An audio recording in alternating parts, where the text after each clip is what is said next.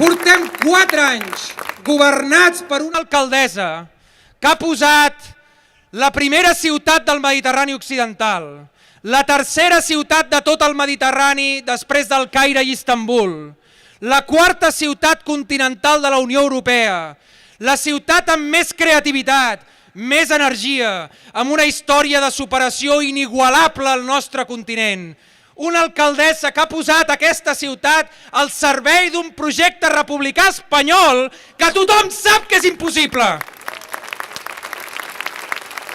És urgent que trenquem amb aquesta idea. És urgent que Barcelona deixi de ser una moneda de canvi al servei de pactes al Congrés, al servei d'aprovar pressupostos a la Generalitat, al servei del narcisisme d'uns polítics que només venen a vendre'n retòrica i a l'hora de la veritat mai no s'atreveixen a encarar els conflictes,